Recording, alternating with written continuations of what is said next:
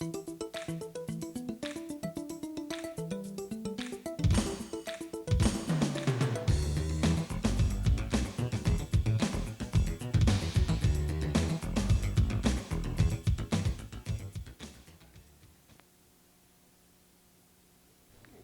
evening and welcome to Iowa News and Views. My name's Joe Balcom. I'm the host of tonight's program.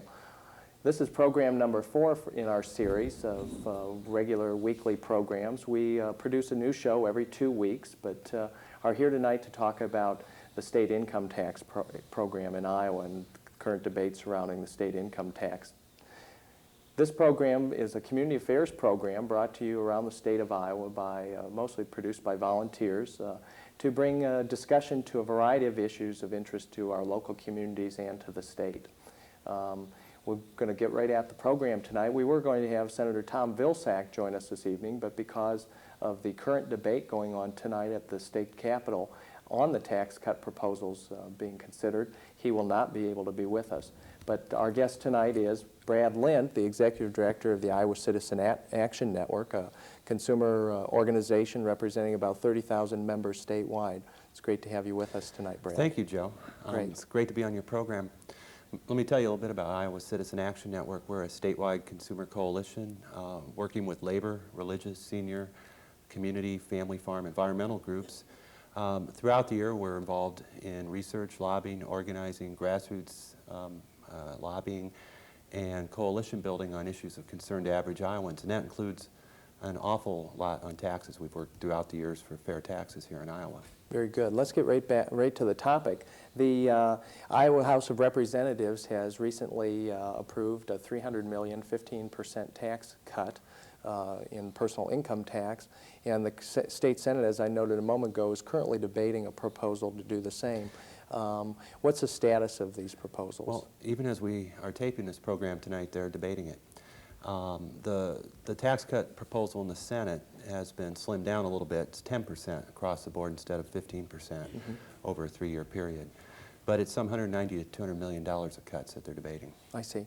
One of the concerns about the original House vote was there wasn't a terrific amount of debate. There was hardly any debate, actually, about what was going on in that discussion. Questions about tax fairness. Can the state afford that level of tax cut? What are some of the issues around that debate? Well, the Democrats did put forward a plan that was actually ruled out of order in the House, and so there wasn't a great deal of debate. It actually went very quickly. Looks like tonight's debate is lasting a little bit longer, which is why Senator Vilsack's not with us this evening. But I think the plan's actually become pretty controversial among some members, even in the Republican caucus and the majority party there. I see. So what were the competing proposals as they related to what was on the table? The main difference, the proposals were for the same amount of tax cuts over the same period. The Democratic proposal targets those cuts more towards the working class, middle income families in the state. Whereas we'll discuss in a little bit, the Republican plan is much more tilted in the fact that it gives its benefits predominantly to the wealthiest Iowans. So as we talk about an income tax cut, clearly, you know, this kind of an issue is one where Iowans, people in general, feel like this is a pretty good idea, probably, to cut taxes. But you can't find many Iowans who will argue against cutting their taxes. You bet. But when you get down to the details of how fair the current tax system is, shouldn't we really be looking at a more comprehensive overhaul of the system at this time? Yeah. In fact, let's talk a little bit about who pays Iowa's taxes. And we're not just talking about the income tax here, but we're also talking about property taxes, sales, excise taxes. Iowa's total state and local tax structure is regressive. It takes more from people that have lower incomes than from people that have upper incomes. For instance, if you look at this analysis that was done by Citizens for Tax Justice, the top 1% of our income earners in the state, by and large people that are making over $200,000, are paying 8.4% of their income in state and local taxes. On the other hand, middle-income families in the state are paying 10.5% of their income. And the lowest income group, the bottom 20% of the income earners here in Iowa, are paying 12.4%. of their income in state and local taxes. So we don't have a system right now that's based on ability to pay. It's a system actually that places the biggest burdens on the people with the least ability to pay. I see. So that's what you talk about when you talk about the whole question of regressivity is, That's right. is people making a less amount of money paying a greater percentage of their income, and people making more money paying less of a percentage of their income. And, Right. and our system is fairly regressive as compared to other states. Well, most of the state tax systems are actually regressive. And here in Iowa, as in many other states, the reason we have a regressive tax system is because of the state's reliance on a preponderance of sales, excise, and property taxes. The only progressive tax that we have here in Iowa, Joe, is personal income tax. I see. You know, just to let you know by way of example, on the personal income tax, the best off 1% of income earners, again, those people making $200,000 or more, pay 5.4% of their income in personal income taxes, while middle income families pay 4.1%, and far less is paid by low income families. I see. So that's an So example of a progressive Sure, tax. sure. And a problem, of course, with an across-the-board tax cut like the income tax cut is that it exacerbates and compounds and perpetuates the inequities in our current tax system, and it can lead to even more income inequality. So even though our income tax system is relatively progressive in Iowa, who would benefit most from the changes that have been made in the House so far and what's being talked about in the Senate? Well, let's consider the 10% across-the-board Okay. tax cut that the Senate is voting on tonight, which I assume that they're going to pass. But half of that tax cut will go to the best off 20% of all Iowa families, and over 40% of the total tax cut goes to the top 10%. On the other hand, the lowest income half of the earners in the state, they'll get just 12% of that total tax cut. If you're somebody making $30,000 to $50,000, on average your tax cut's going to be about $250. On the other hand, if you're making $200,000 or more, again, that top 1%, you're going to make out like a bandit. $2,400 is what we're looking at. Is that right? Yeah. Well, I was looking at my own income. Being a county elected official, everybody knows what I make. So I make about $30,000 a year. And I was looking at, on the 15% tax cut, about $192, and a 10%, $135. But then when I looked at another chart from Citizens for Tax Justice, a national organization that pays a good deal of attention to what's going on in states, if you were to reduce the sales tax by 1%, I'd save about $230 a year based on average, which seems like maybe a better deal at this point to look at sales tax. Well, I think so. We've had 2 sales tax hikes during the current executive administration, Governor Branstad's administration, one in '83 and most recently in '92, raised it a penny each time. The sales tax here in Iowa raises some $260 to $270 million, and it is the single reason that the state was able to come out of its last fiscal crisis. As we just discussed, the sales tax, however, is the tax that takes the most as a percentage of income from people with the least ability to pay. Now, on the other hand, we've got a big budget surplus, but we are giving most of the tax cuts not to the people that sacrifice the most when we raise the sales tax, but to the people that are doing very well in the state. I see. Well, we may come back to that sales tax issue in a minute. I'd like to move on and talk a little bit about the issue of competitiveness. One of the issues that's been raised is that state income taxes need to be lowered in order to make Iowa a more competitive place for businesses to locate and do business. What does the record show on that question? Well, you know, this competitiveness issue is a little bit of a stalking horse for the tax cuts. There have been a lot of studies done, and the studies, frankly, are very inconclusive and show really no correlation between a state's tax burden and competitiveness in the state. I mean, you've got states with, frankly, pretty high tax burdens that have extremely healthy economies. We point to Minnesota, I think, as an example of that. And on the other hand, you've got states with low tax burdens who have very lousy economies, partly because of the low-quality public services that they're providing, which doesn't make it a very inviting place for corporations to do business. The idea, I guess, that even $3,000 or $4,000 in tax cuts to a wealthy corporate manager or CEO is going to influence his or her decision about where to move millions of dollars of capital is preposterous. And actually, when businesses are looking where to locate and to create jobs, I think there are many more things that are important to them. The human and capital infrastructure, as well as the proximity to markets and suppliers, and of course the quality of the workforce. I was recently at a meeting of the Iowa City Area Chamber of Commerce when the businesses were asked to discuss some of the reasons why they locate or stay in a community, and a lot of it focused on quality of life issues, the quality of the schools, quality of recreation, you know, the amenities provided for by the municipalities and the counties that would basically be the kind of services their employees would like to have. And tax issues were not really discussed hardly at all. In fact, they were really minimized as a question about why some company would either choose to locate in our state or expand in our state. Yeah. Well, I'll give you one example of that, Joe. You know, there's been a lot of development going on in some rural areas, and one of the things that businesses keep saying is that they'd like to set up shop in some rural communities, but they can't find adequate, decent, affordable housing stock in those areas. And so that, of course, is a real detriment to them. And yet the state really hasn't come forward with any significant investments in affordable housing. Now, hopefully this session we're going to turn the corner on that. But that's an example of a public investment that can produce good economic growth and good living wage jobs, hopefully, for people. So.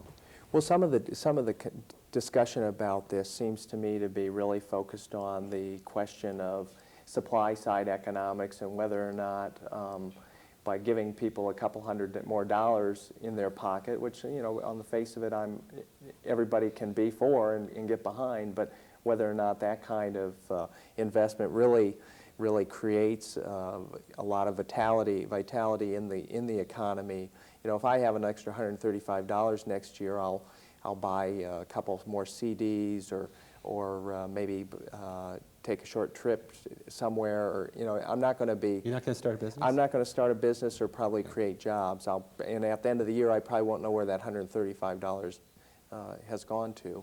Well, you know, it's interesting, but Darrell Hansen, who's a former state representative from Manchester, who formerly, he was a Republican chair of the House Ways and Means Committee, and during the 76th General Assembly session, I believe, right, 75th. But he had a quote when this plan was last presented that this across-the-board tax cut, as it was proposed in 1995, if you're rich, it'll float you a down payment on a Lincoln Town Car. For the poor, it's a Happy Meal at McDonald's every week, and really that's what we're talking about here. The other thing, too, that we can't lose sight of when we're talking about this tax cut is that if people's state tax burden is lowered, they're also, since they can deduct their state taxes on federal taxes, they're going to have a higher federal tax payments. So what we're effectively doing here with a $200 million or $190 million across-the-board tax cut is exporting 16% of money that presently has been spent here in the state to Washington. That's some $30 million right there alone. And the other thing that you have to bear in mind is that people, higher income people that get this money are just as likely to invest it in national mutual funds, federal bonds, or stock in multinational corporations rather than creating good, high-quality jobs here in Iowa. On the other hand, the money in our state budget that's being spent for public services is providing public goods that are making the state a better place to live and making it more enticing for business location. Great. It's time to take a short break. You've been watching Iowa News and Views. We're going to take a brief pause here to tell you about our internet discussion forum and how you can connect with other viewers of Iowa News and Views and send us your ideas on how we can make the show even better. Hi, my name's Rusty Martin. I'm one of the volunteers involved in Iowa News and Views, and I'm here to talk to you about the internet side of Iowa News and Views. Have you ever heard of an email discussion or a listserv discussion on the internet? That's where a group of people interested in the same topic subscribe to a list, sort of an automated newsletter. Then if someone has a comment, they send an email to the list, and then a copy is bounced to everyone else. We have something like that going for Iowa News and Views. We've got the show's sponsors, the volunteers on the show, as well as anyone else interested in the topics raised on Iowa News and Views. You can comment on past shows, give suggestions about future shows, comment about ways that we can improve the show, or just talk about anything that you think would be of interest to people who watch Iowa News and Views. To subscribe, all you have to do is send a message to inews@pobox.com. We'll send you all the details. Let's take a look and see how this might work in action. Let's say that you were a viewer in Sioux City and you had a concern about the water quality of the Missouri River. You'd go and start up your computer, start up your email program. When it comes time, make a new message. When it comes time to type in the address, you type in the address of the Iowa News and Views listserv. When you send your message, it would go there and bounce out to everyone.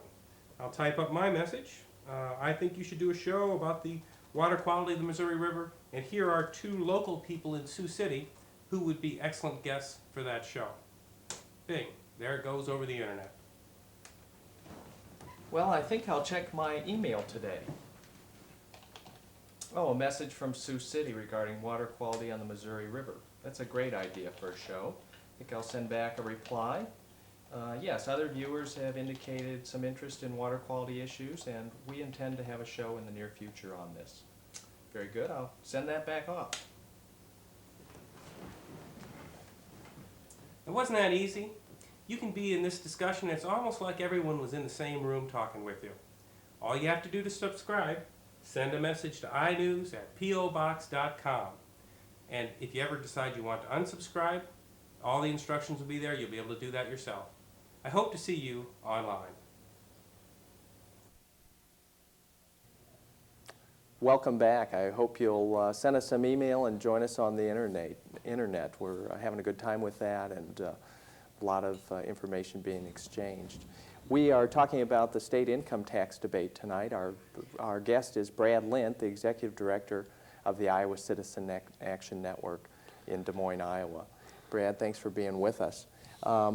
There's been a fiscal forecast done on the proposed tax cuts that indicate that we need a very robust, or continued, actually very robust rate of growth in the state in order to sustain what's being proposed. What's the story here? Well, that's right. In February, I think the Legislative Fiscal Bureau, which is the nonpartisan arm of the Iowa General Assembly, released an analysis of the governor's budget proposal and forecast that even with reasonably strong growth in revenues, corresponding to what we've been experiencing recently, the state still, under this tax and budget proposal, could be running a deficit in as soon as 2 years. Now, on top of that, the state's economist has come out this week with a report showing that the Iowa economic indicators are all lagging. The state's economy may be turning down, which gives even more credence to this Legislative Fiscal Bureau warning. So perhaps a little bit more conservative approach to this tax cut would be warranted by that kind of news? Yeah, I mean, you have to bear in mind that this particular tax cut is based on a tried and failed economic theory, supply-side economics, that racked up gargantuan federal deficits and ran up an unsustainable national debt that we're still paying for. Mm-hmm. Yeah, we do have a significant debt.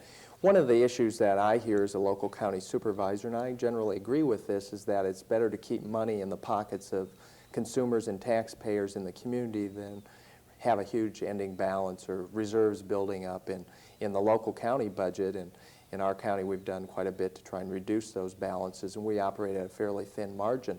But in looking at some of the state's needs in terms of infrastructure questions, there was recently a study released by Iowa State University, Jim Rowings in the Department of Engineering and Construction, that indicated that the state of Iowa had between roughly $9 and $11 billion worth of infrastructure needs. And when you start looking at the list, it's things like school roofs. 46% of the roof space, if you were to measure all the school roofs, were built before 1970, which is, what, 27 years ago. So 46% of the entire roof space is 27 years of age and older. I know on my house, if my roof's 27 years old, you know, I'm going to be looking at some costs there. He indicates, and through this report, that there's $3.4 billion worth of local school infrastructure needs over the next 10 years. It's a substantial amount of money. And when I think about prudent, conservative budgeting and taking care of the roof should be a priority for us. Well, that's right. And it's more than just decadent physical infrastructure in the state, decaying school buildings, crumbling bridges. We also have human infrastructure that needs to be kept up. And I'll give you one example of that, Joe. The Iowa legislature a 3 years ago passed a welfare reform plan that has been touted widely as a model for the rest of the nation. And under Iowa's new welfare reform law, welfare beneficiaries now have to sign family investment agreements. These agreements stipulate what they'll do to move from welfare to self-sufficiency in their contracts. And if people don't live up to their end of the bargain, their benefits can be reduced, suspended, or even eventually they can be, and some have been cut off. The problem, though, with this plan is that the state simply hasn't invested enough in health care, education, job training, child care, transportation, basically the services and supports that families need to move from welfare to work, which is a goal that everybody in the state supports. I would call this investments in our future working families, true supply side economics, the kind of an economic program that get people working and put money back into their pockets again. The other thing, of course, is that in addition to these public investments, the economy's got to start producing some high-quality jobs for people to enter into.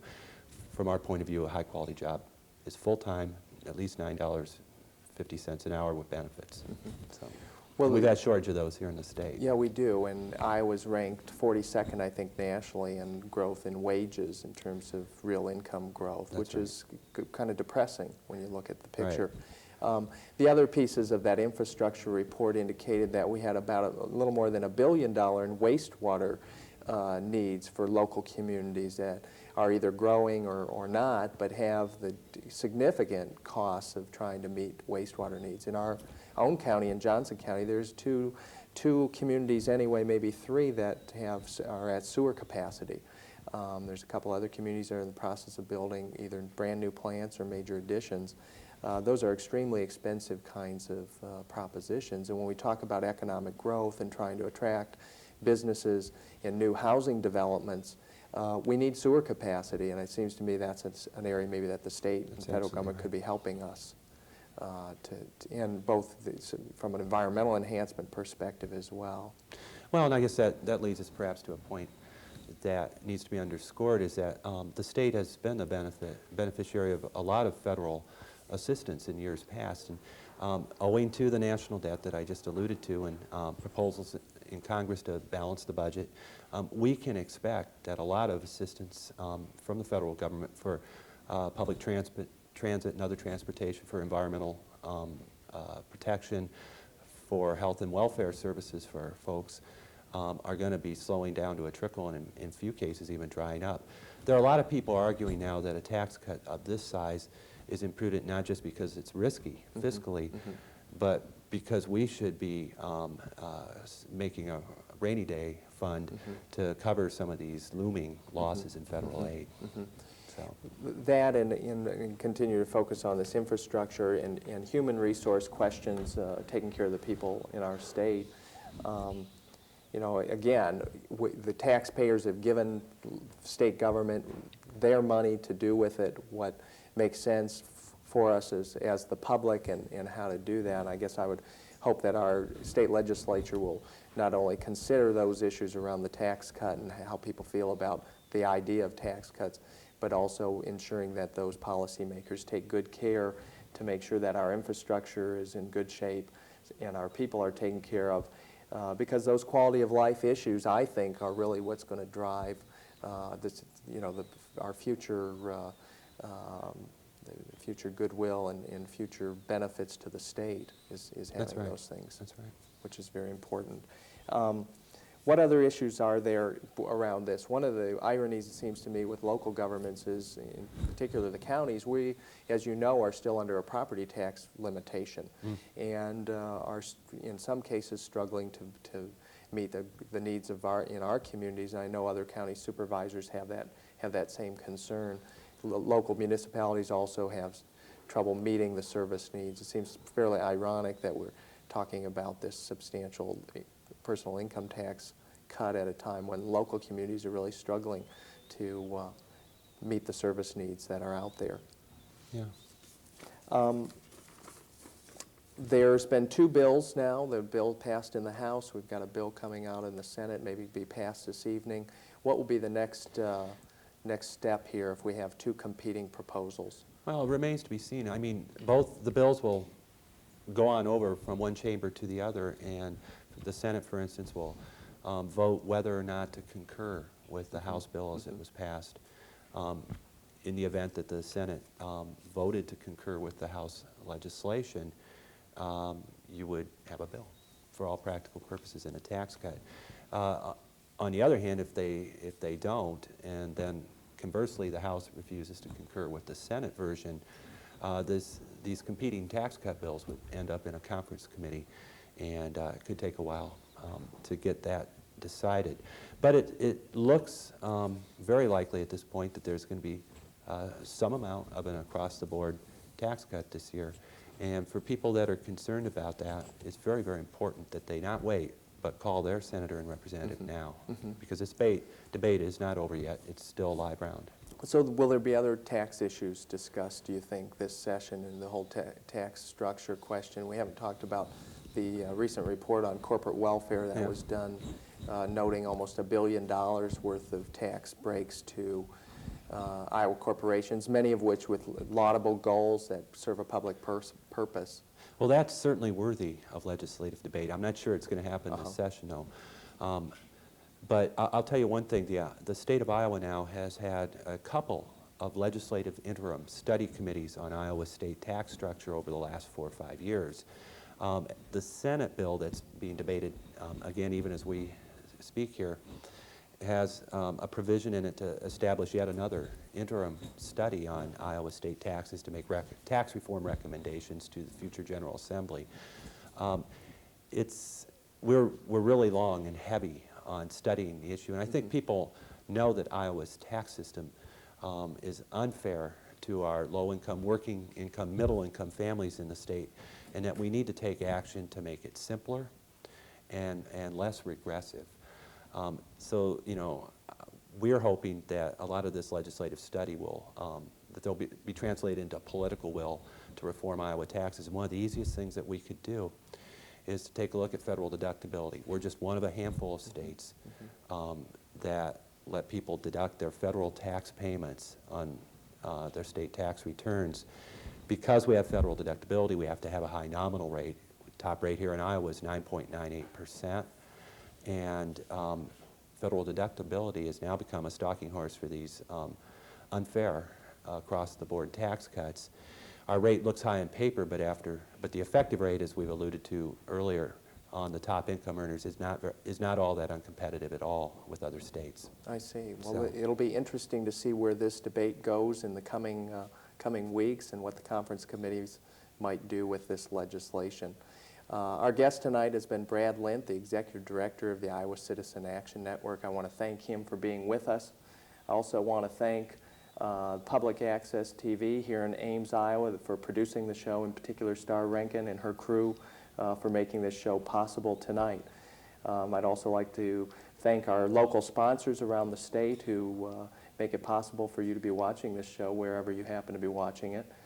Thank our financial contributors, and of course all you viewers that are tuning in.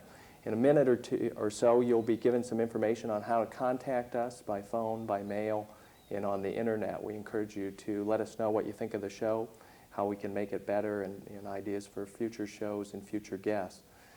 You've been watching Iowa News and Views. My name's Joe Balcom, and remember, this is just a TV show. What's important is what you're doing each and every day in your community to make it a better place. Thanks, and join us next time, same time, next week, same hour. Thank you very much.